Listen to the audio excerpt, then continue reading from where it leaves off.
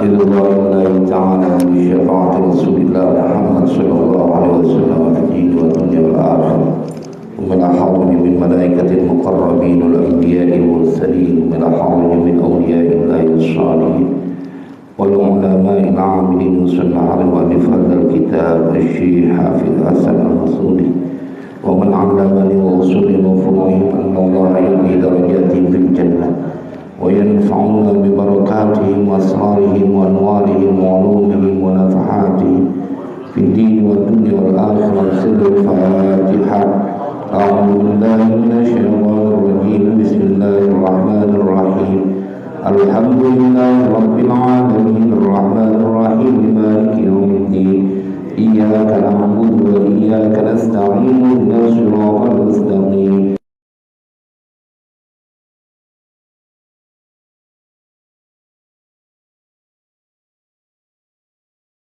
Amin. Kita baca Fatihah sekali lagi dengan asrar, keberkahan, kedudukan, kemujizatan dari surat Al-Fatihah. Semoga Allah ampuni semua dosa dan kesalahan kita. Allah ampuni dosa dan kesalahan orang tua kita. Allah pelihara diri kita, keluarga kita, anak keturunan kita, harta benda kita dari semua kejahatan makhluknya. Allah mudahkan semua urusan kita. Allah sampaikan semua hajat dan maksud kita. Allah sembuhkan semua penyakit yang ada pada diri kita, yang zahir maupun yang batin. Di sirrul Fatihah. A'udzu billahi minasyaitonir rajim. Bismillahirrahmanirrahim. Alhamdulillahirabbil alamin arrahmanir rahim maliki yaumiddin. Iyyaka na'budu wa iyyaka nasta'in ihdinas siratal mustaqim. Shiratal ladzina an'amta 'alaihim ghairil maghdubi 'alaihim waladdallin. Rabbi ighfirli wa liwalidayya wa lil mu'minina amin. Bismillahirrahmanirrahim. Alhamdulillahirabbil alamin. Allahumma shalli wa sallim ala sayyidina Muhammad wa ala ali sayyidina Muhammad. Amma ba'du, faqala Shaykhul Mu'allif rahimahullahu ta'ala wa naf'a bihi wa bi barakati ulumihi wa bikum fid din wad darain amin. Fa idza arada al-khuruj tuliba minhu al-budu bil yusra. Kesini ya kemarin. Fa idza arada al-khuruj tuliba minhu al-budu bil yusra wa an yadh'aha 'ala dhahri na'lihi thumma yalbasu al-yumna awwalan wa yaqul inda khurujihi Allahumma inni as'aluka min fadlik. Qala an-nabiy sallallahu alaihi wasallam, qala Allah ta'ala, inna buyuti fi ardi al-masajid wa inna zuwari fiha ummaruha faqula li'abdin tatahhara fi baytihi thumma zaruni fi bayti fahaqqun 'ala al-mazuri an yukrima zairahu. Wa 'an Anas radhiyallahu anhu man asraja fi masjidin sirajan lam tazalil malaikatu wa hamalatul arshi tastaghfiru lahu ma dama fi dhalikal masjidi dawuhu. Wallahu a'lam bishawab. Jamaah sekalian berbahagia, puji serta syukur kehadirat Allah. Malam ini kembali kita melanjutkan kajian kitab Taysirul Khallaq, yang ini berkaitan tentang adab kita kepada masjid. Ini perkara serius, perkara yang sakral, bahwa kita lebih diajak dalam kitab ini untuk mengetahui bahwa bangunan yang diniatkan menjadi tempat sholat atau masjid itu sesungguhnya seketika menjelma menjadi rumahnya Allah. Kita akan refresh sejenak tentang apa yang kita kaji pada minggu lalu, bahwa teks ini, pembahasan ini diawali dengan sebuah kalimat al-masajidu buyutullah. Masjid itu adalah rumah Allah. Kadang-kadang kita gara-gara urusan sendal, ini banyak ustadz-ustadz muda yang secara nggak langsung ngajarin songong sama masjid. Gara-gara sendal mau dibalikin ke arah pulang, itu kalau datang dia ke masjid jadi pantatnya duluan. Iya, biar pulangnya rapi, katanya biar pulangnya nanti udah nggak buru-buru lagi. Sehingga begitu dia masuk, begitu udah mau dekat masjid, dia muter badannya, masjid dipantatin, masuk pantat duluan. Kita aja kalau ada orang yang mau ketemu kita, mantatin kita, kita keplak palanya. Alasannya cuma mau ngerapin sendal. Dia lupa adab untuk ke masjid. Banyak Pak yang kita lihat tuh. Dan satu biar rapi gitu, begitu masuk giliran udah mau dekat masjid dia berbalik muter. Dia mundur gitu kan, biar sendalnya udah madep ke pulang. Ente memikirkan sesuatu yang teramat remeh, tetapi melupakan adab. Bagaimana mungkin kau masuk ke dalam rumah dengan memunggungi yang punya tempat? Logika Pak. Cuman kita kadang-kadang iya biar pulangnya cepet, biar pulangnya cepet, jadi sendal udah sono. Ente masuk dulu, setelah itu ente rapin kan bisa, tanpa perlu memunggungi kalau memang dua-duanya mau didapetin. Lagian apa susahnya begitu pulang? Enggak terjadi berdesak-desakan. Tetapi yang udah pasti ketika kau masuk, ada orang-orang yang mengajarkan untuk memunggungi rumah Allah pada saat masuk. Jangan lupa. Saya waktu itu ada seorang yang begitu.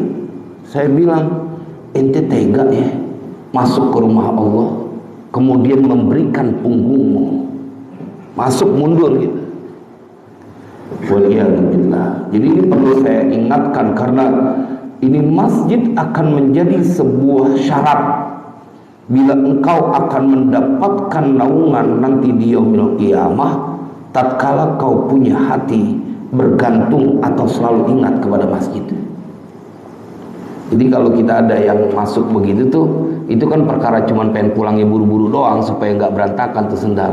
Jangan ente belain yang masalah kecil kemudian mengurangi akhlakmu kepada Allah.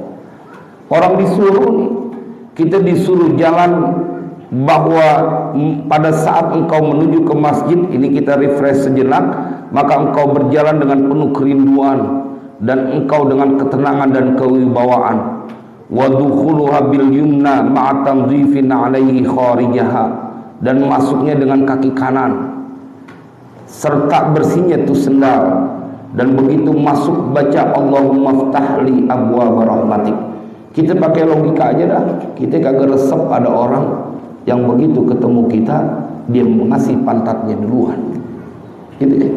Jadi jangan gara-gara itu, karena banyak nih orang, saya tuh kalau melihat ada orang jalan begitu, ini udah berhasil mereka tidak menghormati rumah Allah. Kudunya dia nunduk. Ketemu presiden lah ente jajalin begitu, kalau nggak ditamparin sama pas pampres. Songong banget nih orang mau ketemu presiden pakai pundaknya dulu, apalagi mau ketemu Allah. Karena masjid itu rumah Allah, al-masajidu buyutullah. Ada di dalam Al-Quran Allah ceritakan orang-orang yang gak pengen ketemu Allah. Innalladzina la yarjuna liqa'ana wa radu bil hayatid dunya wa tuma'annu biha wa hum an ayatina ghafilun ulaika ma'wahumun naru bima kanu yaksibun.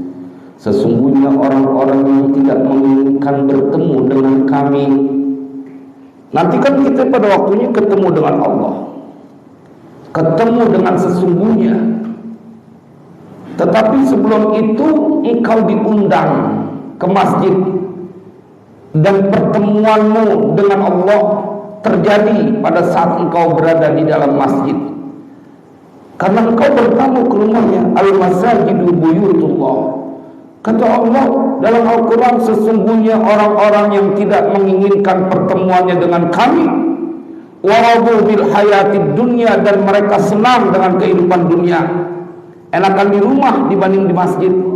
Di rumah dia bisa sambil ngopi, bisa sambil ngeteh, bisa sambil makan pisang goreng. dibanding duduk 1 jam di masjid. Waradu bil hayatid dunya. Udah Allah ceritain Bapak Ibu di dalam Al-Quran. Nggak ada demen-demennya, kepengenannya ketemu sama Allah datang ke masjid. Padahal pada saat engkau diajarkan adab kepada masjid, keluar dari rumah, kau berjalan dengan penuh kerinduan dan ketenangan serta berwibawa. Apa yang kemudian Allah ceritakan pada ayat lanjutannya, wa tuma'annu biha, dan mereka merasa nyaman dengan kehidupan dunia.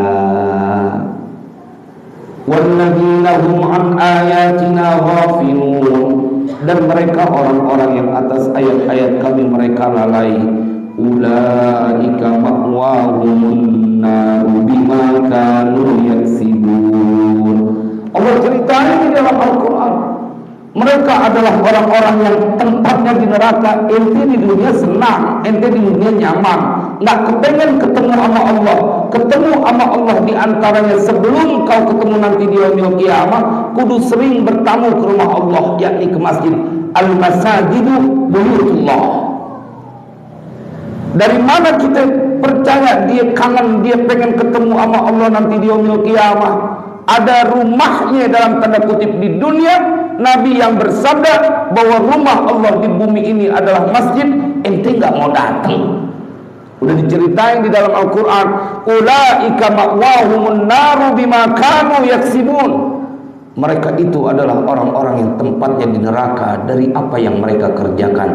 Tapi kemudian orang-orang yang merindukan bertemu dengan Allah diceritakan pada ayat lanjutannya,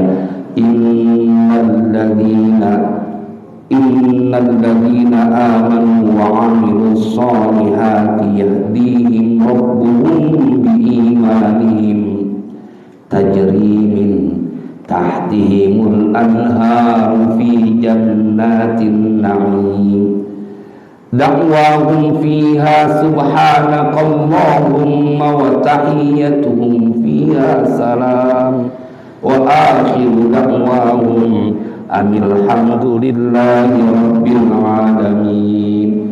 Wah, konkret. Ini Pak yang terjadi pada kita bila kita istiqomah, tetap menjadi orang yang ambil bagian sebagai orang yang memakmurkan masjid. Apalagi di Masjid Al-Mujahidin ini, kita akan bersama-sama merealisasikan sebuah kecintaan kita kepada Allah Jalla Jalaluhu dengan merenovasi secara total ini masjid. Karena kita malu, rumah kita cakep, masa giliran rumah Allah yang di dalamnya banyak orang yang melaksanakan sholat mengalir terus kau punya pahala. Nanti diceritakan di tempat ini. Ini cahaya lampu dalam kitab ini. Ini cahaya lampu, baru cahayanya doang akan menyebabkan engkau senantiasa mendapatkan permohonan ampun dari para malaikat. Saya begitu baca, ya Allah, cuman lampu doang cahayanya bisa membuat seseorang menjadi selalu dalam doa para malaikat, dan gak tanggung-tanggung malaikat hamalatul arsy juga mendoakan. Jemaah sekalian yang berbahagia, Allah ceritain perihal kita, dan sesungguhnya orang-orang yang beriman dan berbuat kebaikan, yahdihim rabbuhum biimanihim, maka Allah berikan petunjuk kepada mereka dengan iman mereka. Saya kemarin ada sedih nih, dokter, begitu selesai nih KDKM, kita lagi ngobrol di ruang itu, tiba-tiba ada seorang jamaah yang datang. Saya bawa uang nih buat pembangunan masjid di depan saya. Ya, beliau bilang begini, Ustadz doain, ini bukan pertama, tapi akan berkali, akan sering saya kirim untuk bantuin bangunan masjid. Wah, keren. Orientasinya kepada kebahagiaan yang kekal. Kalau ente nggak mau kesusahan urusan yang sebentar, kudunya nggak mau kesusahan urusan yang panjang. Tetapi perkara ini nggak banyak orang yang yakinin. Masa yang kau keluarkan ditebus oleh Allah nanti, tajri min tahtihimul anharu fi jannatin na'im. Ente punya rumah di kampung Nio, sebentaran doang. Kata Allah dalam Al-Quran, ente mah nggak boleh lama-lama di kampung Nio. nanti tempat yang paling pantas adalah di surga, yang engkau akan saksikan di bawah engkau ada sungai yang mengalir. Kan kalau di kampung liau got yang ada itu depan kita. Tapi nanti akan ditempatkan di tempat yang sangat layak. Dan Allah ceritakan dakwahum fiha subhanakallahumma wa tahiyyatuhum fiha salam wa akhiru dakwahum alhamdulillahi rabbil alamin. Allah cerita itu. Allahumma ij'alna minhum, ya Allah masukkan kami, jadikan kami bagian dari mereka yang engkau ceritakan dalam Al-Quran. Dakwahum fiha subhanakallahumma wa tahiyyatuhum fiha salam wa akhiru dakwahum alhamdulillahi rabbil alamin. Ini yang menjadi husnuzon saya kepada ulama-ulama tanah Jakarta khususnya, yang mereka selalu dalam aliran ahli sunnah wal jamaah doa pakai 2 kali. Begitu doa yang kedua pasti bacaannya ditutup dengan dakwahum fiha subhanakallahumma wa tahiyyatuhum fiha salam. Belakangan kita baru ketemu, ulama kita ingin mengajak kepada mereka jamaahnya, semoga kau mampu mengucapkan apa yang diceritakan dalam Al-Quran.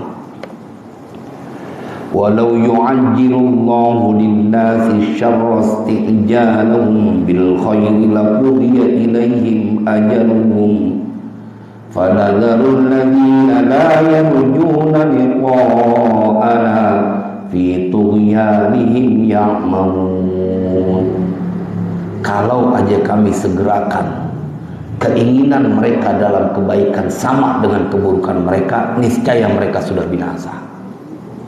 Tetapi kata Allah, fanadharul ladzina la yarjuna liqa'ana fi tughyanihim ya'mahun. Kami biarkan mereka yang tidak mau bertemu kepada kami, yang tidak keinginan saja untuk melangkah menuju rumah Allah bertamu, enggak keinginan saja untuk mereka ambil bagian dalam pembangunan masjid rumah Allah. Taruh dah ente karena keterbatasan enggak punya secara materi, bantuin dengan tenaga. Girang betul tuh panitia pembangunan. Taruh kata ente nggak punya tenaga karena sudah lemah, doain ya Allah kuatkan para panitia pembangunan Masjid Al-Mujahidin, biar engkau memberikan kemudahan kepada mereka. Jemaah, itu bagian kau ingin berkontribusi dalam syiar untuk membangun rumah Allah. Dan apa yang Allah sampaikan, kalau ada orang yang nggak tertarik aja dengan pertemuan kepada Allah, maka kami biarkan mereka terombang-ambing dalam kesesatan mereka. Fanadharul ladzina la yarjuna liqa'ana fi tughyanihim ya'mamun. Ya Allah, makanya kita bersyukur ada orang yang ketika mereka bisa sujud syukurnya nggak berhenti-berhenti. Jadi begitu dia bisa sujud, selesai sholat dia bersyukur, bentuk syukurnya dia sholat lagi. Bisa bersyukur, dia bersyukur lagi, dia sholat lagi. Itu yang membuat salafun saleh sholat kagak berhenti-berhenti sampai ratusan rakaat, karena dia mensyukuri pada saat rakaat 1, rakaat 2, dan kemudian dia mensyukuri karena bisa bersyukur, bersyukur karena bisa bersyukur. Itu yang membuat mereka gak berhenti-berhenti sholat.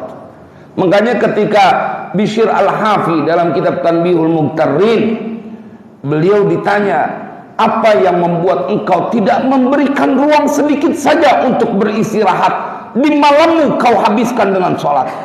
Kata beliau, inna Rasulullah qad tawarramat qadamah wa qatara minha ad-damu.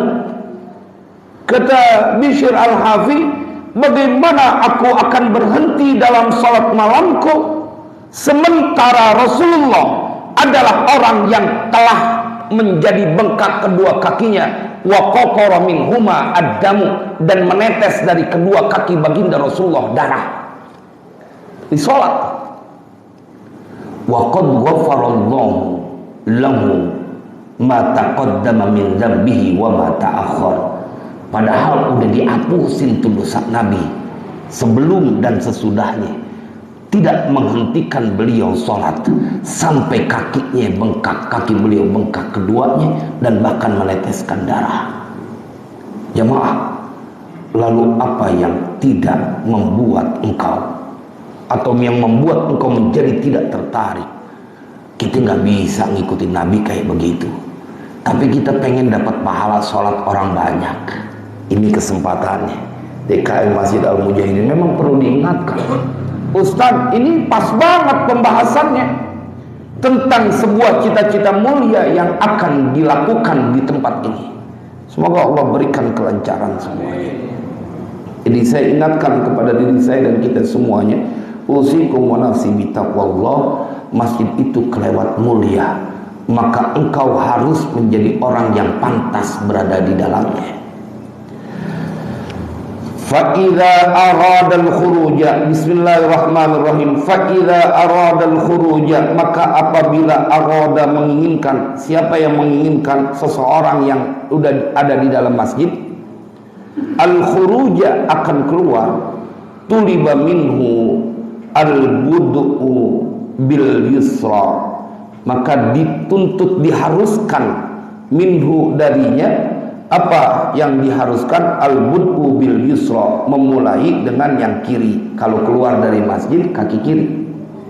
Wa an yadha'aha ala dhahri na'lihi, dan bahwa meletakkan siapa seseorang yang keluar dari masjid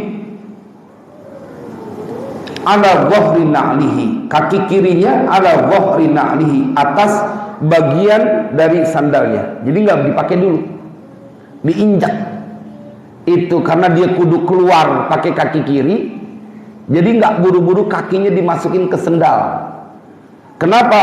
Summa yalbasul yumna awalan, kemudian dia memakai kaki yang kanan yang pertama kali. Jadi kaki kanan yang tetap memakai sendal pertama kali adalah kaki kanan. Jadi begitu keluar tuh sendal, ya kita belajar bareng-bareng deh. Ini bagian emang yang jarang kita dengar. Ntar kita lihat begitu selesai dari sholat isya, kita lihat dah tuh. Saya juga begitu, ini diingetin lagi. Iya ya, kadang-kadang kita pengen langsung pakai kaki kanan, padahal keluar dari masjid kudu pakai kaki kiri. Kalau kita nginjak kaki kiri duluan, langsung kita masukin sendal, ternyata kurang pas juga. Kudunya kita injak dulu tuh sendal yang di sebelah kiri, kaki kanan kita masukin, baru kaki kiri kita masukin. Itu dia fa idza aradal khuruja tuliba minhu al bud'u bil yusra wa an yadha'aha ala dhahri na'lihi thumma yalbasul yumna awalan. Gitu ya. Ya kita mau ngejar pahalanya Pak. Terus gimana Ustaz kalau kita keluar pakai kaki kanan aja? Nggak ada masalah, nggak jadi dosa. Cuma ente ketinggalan pahala. Ini kan aturannya. Kalau orang yang mengikuti aturan-aturan yang diajarkan oleh Nabi, ittiba'u sunnati Rasulillah, maka dia akan mendapatkan sebuah kedudukan pahala-pahala yang sunnah. Kalau pahala sunnah kita biasa kejar, apalagi pahala yang wajib. Kita termasuk besok nih, kan mau korban. Kita usahakan niat dari sekarang bisa berkorban, karena berkorban itu hukumnya sunnah muakkadah alal kifayah. Jadi sunnah muakkadah kifayah. Jadi kalau misalkan satu rumah usahakan menyembelih 1 ekor minimal, biar itu menggugurkan dari sunnah yang buat satu keluarga. Apalagi sih kalau bisa punya anak 2, suami istri, kemudian berarti 4, terus berkorban 4 ekor sapi. Wah keren tuh, 1 anak 1 sapi. Gak apa-apa. Jangan dibilang bahwa oh 1 orang itu kalau sapi kudu buat 7 orang, 1 orang 1 kambing. Itu minimal. Kalau ente mau kasih lebih cakep, jadi 1 orang sapi yang dia kan rezekinya banyak berarti Pak. Kita kan berharap rezekinya banyak. Nah, orang marah, nggak bisa Ustaz, saya 1 aja. Lu didoain jadi orang kaya segitu ogahnya. Didoain jadi orang kaya, berdoa aja nggak? Karena manusia itu, jamaah sekalian berbahagia, dalam Riyadhus Shalihin Nabi bersabda manusia itu ada 4 model. Pertama, orang yang Allah berikan razaqahullahu al-ilma malan wa ilman. kemudian dia melakukan kebaikan-kebaikan, itu adalah kedudukan yang paling hebat, paling tinggi kata Nabi. Afdalul manazil, itu adalah orang yang dikasih dia harta, dikasih dia ilmu. Hartanya dipakai buat berjuang di jalan Allah. Nah, yang kedua adalah orang yang dikasih ilmu, tidak dikasih harta, tapi dia punya cita-cita, seandainya saya punya harta, saya pengen melakukan seperti fulan itu yang dia punya harta, dibuat ngebangun masjid. Bila ente melakukan niat itu dengan niat yang benar, maka sabda Nabi, fa ajruhuma sawaun, pahala kedua orang itu sama. Nggak ngeluarin duit, tapi pahalanya sama. Tapi niatnya niat yang shadiqun niyah, niat yang benar. Enak betul tuh Pak. Jadi kita kudu punya dreaming, kita kudu punya impian. Bila itu kebaikan, maka kita harus bermimpi, ya Allah, saya pengen banget bisa kayak begitu. Walaupun kerjaan saya ngojek, saya pengen bantuin. Ini masjid misalnya biayanya 3 miliar, kasih saya kemampuan ya Allah, biar yang lain kebagian juga, saya 1 miliar aja. Karena kalau sampai 3 miliar semuanya ditanggung, gak enak sama yang lain. Ya gaya banget gitu kan. Cita-cita, Allah maha kaya. Jangan kata cuma segitu, semua mata uang yang ada di dunia ini milik Allah. Tidak ada yang milik manusia, milik Allah semuanya. Lahu ma fis samawati wa ma fil ardh. Makanya diceritakan oleh Allah di dalam sebuah hadis yang Allah kasih dia rezeki banyak betul, hartanya berlimpah. Tapi kemudian dia melakukan sebuah dosa, nggak ada kebaikan. Dia kumpulin anaknya menjelang kematiannya. Bagaimana pendapatmu tentang ayahmu? Ayyu abin anni lakum, kayak apa aku di hadapan kalian? Khairu abin, kata anaknya, sebaik-baik ayah adalah engkau, karena semuanya dikasih. Orang kaya kan, kalau bapak ibu kaya, anak pasti jadi raja Pak. Tapi kalau anak kaya, belum tentu bapaknya jadi raja, emaknya jadi raja. Yang ada dijadiin babu kadang-kadang, karena dia nggak ngaji ke Masjid Al-Mujahidin. Dia jalan-jalan sama lakinya, sama bininya. Anaknya dititipin karena masih umur 2 tahun sama emaknya. Kan nyerabit nih anak. Dari kecil dia diurusin sama bapak emaknya. Begitu udah gede, emaknya dititipin anaknya. Kagak berhenti nyusahin tuh anak. Ustaz, bapak ibu saya seneng Ustaz sama cucu. Iya, semuanya pasti seneng. Bahkan kata orang yang udah punya cucu, sayangan sama cucu dibanding anak. Cuma mereka memang terkatup lisannya. Kalau lu ajak pergi bareng-bareng mah girangan lagi dibanding dititipin anak, ya kan? Dibanding dititipin anak kan akan diajak bareng-bareng. Ya nggak ada jamaah di sini mah, nggak ada yang begitu. Insya Allah itu di mana-mana yang jauh, yang nggak ngaji yang begitu. Kalau ngaji mah, insya Allah aman ya. Romannya ketawanya rada beda nih kita. Gue banget gitu. Wal yakul inda khurujihi, dan hendaklah mengucapkan siapa seseorang yang mau keluar dari masjid, inda khurujihi, tatkala keluarnya dia dari masjid, Allahumma inni as'aluka min fadlik, ya Allah, sesungguhnya aku meminta kepadamu dari karuniamu. Nggak ada Pak ceritanya orang yang demen ke masjid kemudian dibikin susah hidup di dunia, nggak ada. Orang di akhirat aja dia udah dijanjikan mendapatkan naungan pada saat tidak ada naungan kecuali naungan dari Allah. Itu juga apa tuh Pak? Kita udah ngaji minggu kemarin.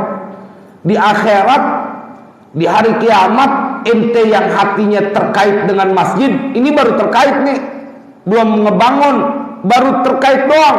Jadi penikmat orang yang datang ke masjid. Itu aja udah nggak boleh susah di yaumil kiamah. Masa di dunia kemudian dibagi susah? Maka itu diajarkan, wal yaqul inda khurujihi Allahumma inni as'aluka min fadlik. Qala Nabi sallallahu alaihi wasallam, telah bersabda siapa Nabi sallallahu alaihi wasallam, qala Allah taala, telah berfirman siapa Allah taala, Inna buyuti fi ardi al-masajidu, sesungguhnya rumah-rumahku di bumiku itu adalah masjid. Ini lihat nih, jelas banget nih. Ini hadis qudsi. Inna buyuti fi ardi al-masajidu, masjid. Maka bila engkau terlibat dalam pembangunan masjid ini, bukankah bisa kita simpulkan kau terlibat membangunkan sebuah rumah yang itu disebut sebagai rumah Allah? Wah, istimewa banget, Pak. Kita ngasih orang beasiswa ngebangunin rumah, kemudian ngebangunin rumah, udah mulia betul rumah manusia, bagaimana kalau rumah Allah? Makanya nanti kita akan diingatkan bahwa tidak ada kata tertutup untuk engkau yang menginginkan kebaikan-kebaikan. Kebuka terus. Ini ngajak bareng-bareng. Padahal mah panitia pembangunan masjid tanpa ngajak jamaah juga insya Allah berdiri nih masjid. Cuman kan kebangetan kagak peduli sama saudara-saudara yang lain. Ah, kasih. Iya Pak. Saya kemarin sampai nangis karena cita-cita saya, Allah berikan saya kemampuan untuk bangun masjid sendirian. Saya pengen bikin itu masjid nama bapak saya. Saya pengen bangun lagi masjid itu nama ibu saya. Kenapa? Karena Allah kita maha kaya. Tapi kan cita-cita seperti itu nggak banyak orang punya. Nggak banyak orang punya. Ente cita-cita kebaikan aja kagak punya, bagaimana jadi orang? Tanam Pak ini malam. Ya Allah, berikan saya kemampuan. Saya pengen bantuin buat pembangunan masjid di Al-Mujahidin. Saya takut kalau nggak ikut andil, saya nggak punya harapan pahala yang mengalir. Kan kalau mati seseorang, idza mata ibnu Adam in qata'a amalu illa min salasin. Yang pertama apaan? Shadaqatin jariyatin. Ini yang disampaikan oleh Nabi. Apabila mati anak Adam, maka terputus semuanya kecuali 3 hal. Pertama yang gak terputus adalah shadaqatin jariyah. Ente kagak mau lagi di dalam kubur pahala dari orang yang sholat di Masjid Al-Mujahidin dari tahun ke tahun terus ngalir. Kalau bahasa ekonominya pasif income. Ente kagak sholat tapi dapat pahala terus orang sholat, pahala orang zikir. Kita kerjain lah, kita niatin biar ada kencengan. Jangan setengah-setengah, karena Allah tahu tentang niat dia dalam hati kita. Wa inna zumari fiha ummaruha, dan sesungguhnya orang-orang zumari yang datang, yang berziarah, yang datang fiha pada masjid-masjid itu ummaruha adalah mereka yang memakmurkan masjid-masjid. Yang datang ke rumah Allah, ke masjid-masjid itu yang memakmurkan. Makanya jangan galak-galak kalau anak kecil lagi pada datang ke masjid, ajak justru. Ini kadang-kadang diomelin sampai kebangetan kencang. Kita butuh generasi selanjutnya, kita ajarin. Ya ingetin sih boleh, jangan berisik kalau lempengan sholat. Tapi kalau mereka sudah terbiasa ke masjid, insya Allah mereka akan mendapatkan keistiqomahan untuk terus mencintai masjid. Kadang-kadang diomelin. Dulu saya masih kecil inget banget itu disabet sama aki-aki. Sampai kayak gini keingetan kita. Harus kebangetan bandel sih. Aduh ya Allah. Fatuba li abdin tatahhara fi baitihi, maka beruntunglah bagi seorang hamba tatahhara yang dia bersuci fi baitihi di rumahnya, berwudu di rumahnya. Summa zarani fi baiti, kemudian dia datang kepadaku, berziarah kepadaku fi baiti, pada rumahku, yakni ke masjid. Jadi dari rumah ini kita ngaji dalam keadaan wudu, dalam keadaan wudu.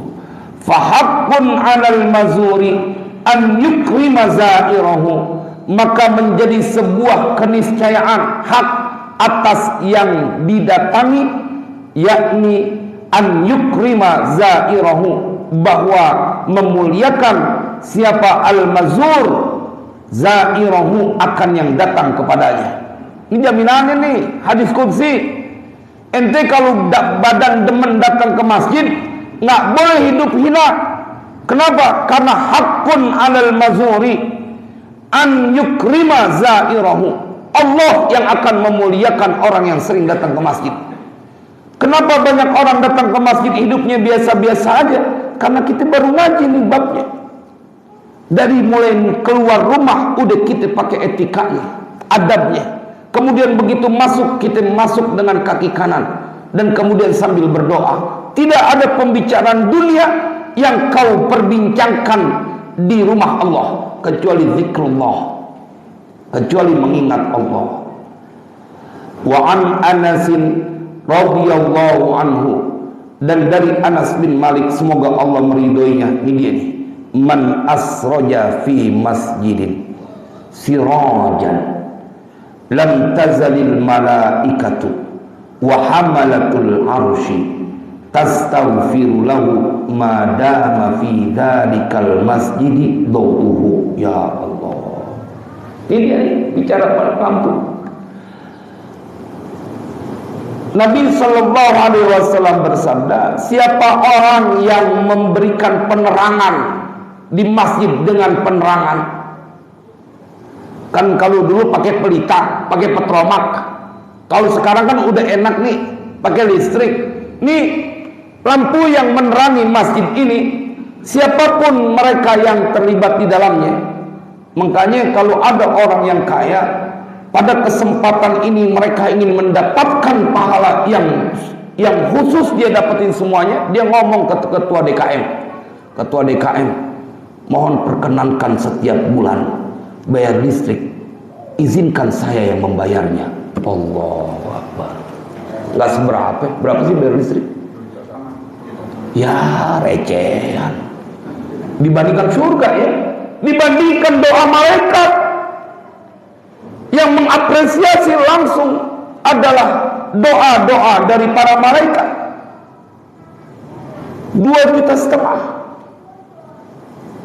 Kau sinari ini masjid dengan cahaya, maka berlakulah hadis ini, man asraja fi masjidin sirajan lam tazalil malaikatu, senantiasa para malaikat tidak bergeser. Siapa para malaikat? Yakni senantiasa wa hamalatul arsy, dan malaikat pembawa arsy, tastaghfiru lahu, memohonkan ampun untuk orang yang memberikan penerangan ke masjid, madama fi dzalikal masjidi, selama di itu masjid apa dauhu, cahayanya.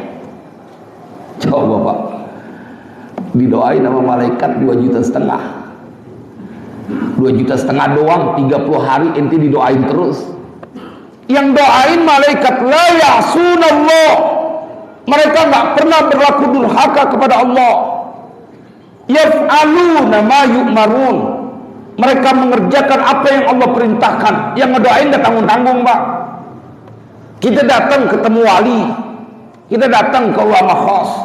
Kadang-kadang kalau yang rezekinya banyak dan orangnya royal, dermawan, itu sekali ngamplopin bisa melebihi bayar listrik di Masjid Al-Mujahidin. 5 juta, 10 juta. Kenapa? Saya pengen mendapatkan doa dari ini orang yang punya kedudukan di hadapan Allah. Wah, apalagi di tahun politik, orang menjelma menjadi para dermawan. Tumen-tumenan saya mau silaturahim Ustaz, minta didoain. Apalagi besok hari raya kurban. Kita kagak pakai minta, itu kadang-kadang sampai nyampe sendiri. Harga sampai 25 juta.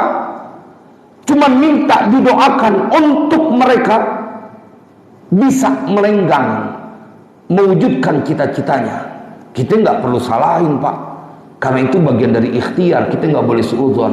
Cuma yang menjadi keliru, mengapa engkau tidak tertarik dengan doa para malaikat dan malaikat pembawa arus? Padahal ini keluar dari lisan baginda Rasulullah. Apa yang membuat engkau tidak tertarik? Padahal ketika yang mendoakan adalah para malaikat dan malaikat yang membawa arus, mereka adalah makhluk-makhluk istimewa yang Allah ciptakan, tidak pernah berbuat durhaka, memohonkan ampun kepadamu. Saya kasih waktu sampai 3 hari. Kalau nggak ada yang ngambil, nanti saya ngambil nih listrik di sini. Emang kudu begitu Pak. Jadi ustadz jangan dibilang ustadz mau ngomong doang. Giliran dia kagak mau, gua gituin duluan dah. Kalau kata Bang Afud, Ustaz Afud, jangan begitu loh. Iya, kata saya kemarin saya sudah alhamdulillah dari temen gitu Allah kirimin datang tiba-tiba TikTok gitu, kemudian dia datang, dia bilang saya ini Ustaz kontraktor, saya ngebangun semua masjid. Itu tiba-tiba datang ke rumah, kenal cuma di sini. Terus dia bilang saya udah biasa bikin masjid. Oh, saya bilang saya pengen bangun masjid nih, emang udah ada lahannya. Kalau begitu Sabtu besok Ustaz, Sabtu kemarin tuh saya langsung ke Parung, ke Bogor, kemudian nama beliau datang dan langsung diukur. Insya Allah Ustaz dalam 2-3 hari gambar jadi. Saya bikinin gambar yang cakep. Sekalian saya hitungin biayanya berapa. Tak ada aja orang. Padahal gambar itu kalau orang lain bisa bayar juga kan. Kalau mau orang lain bisa bayar. Saya pernah nanya tuh sekitar 10-15 juta bayar. Itu juga lama dikerjainnya. Begitu baru pulang, kemudian kemarin dia bilang, Ustadz udah dikit lagi jadi gambarnya. Jadi diprioritasin. Artinya jamaah sekalian berbahagia, orang-orang pilihan selalu ada saja yang Allah kirim. Dan ketahuilah nggak mesti banyak Pak. Apa yang kita punya mampu. Ibu misalnya uang belanjanya disisihin, Pak kita makan sekarang kita kurangin ya. Kemarin pakai ayam melulu, sekarang kita pakai kakinya aja, cekernya aja.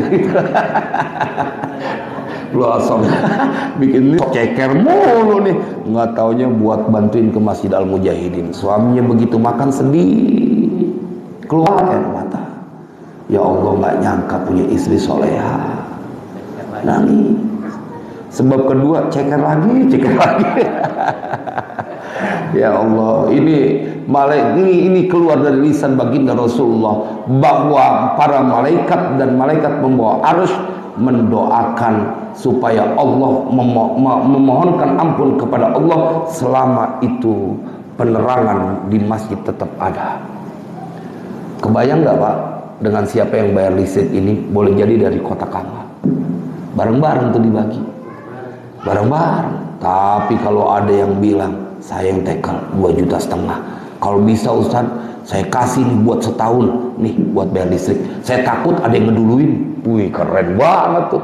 Husnuzon akan terjadi tuh. Kenapa dibayar sampai 12 bulan? Saya takut nanti ada yang jegal saya, dia bayar duluan. Emang kita fastabiqul khairat. Kita kudu berlomba-lomba dalam kebaikan. Udah ada nih. Mudah-mudahan ini menjadi masuk. Udah jam 7. Hah? Udah ya? Silakan, mungkin ada yang mau ditanyakan sambil sebelum kita tutup dengan doa.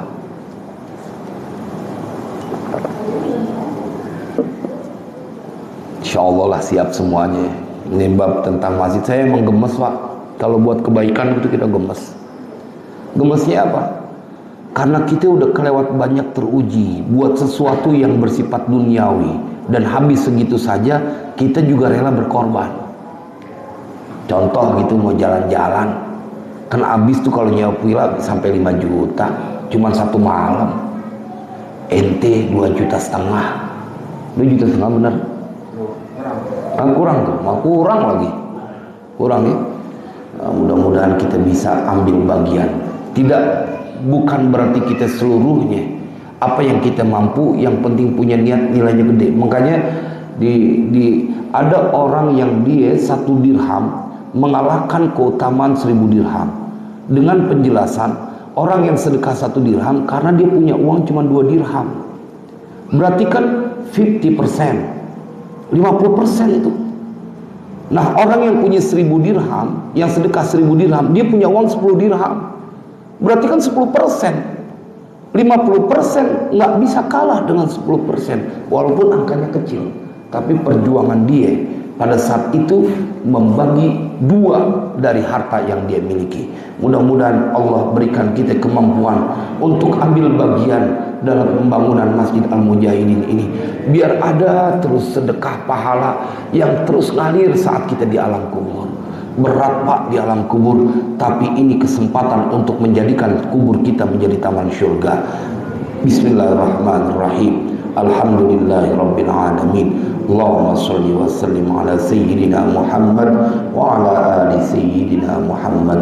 Allahumma ya rabbana bi rahmatika wa bi jahi nabiyyikal mustafa wa bi jahi awliyaika wa bi jahi Abi Hamid Muhammad bin Muhammad Al-Ghazali wa bi jahi muallif hadzal kitab. Ya Allah, sahil umurana wa umura auladina wa dhurriyyatina wa talamidina wa man ahsana ilaina wa man awsana bid-du'a wa man lahu haqqun alaina. Ya Maulana, hasil maqasidana wa maqasidahum warfa' darajatina wa darajatihim fid din wad dunya wal akhirah. Wa sallallahu ala sayyidina Muhammadin wa ala alihi wa sahbihi wasallam. Walhamdulillahi rabbil alamin. Assalamualaikum warahmatullahi wabarakatuh.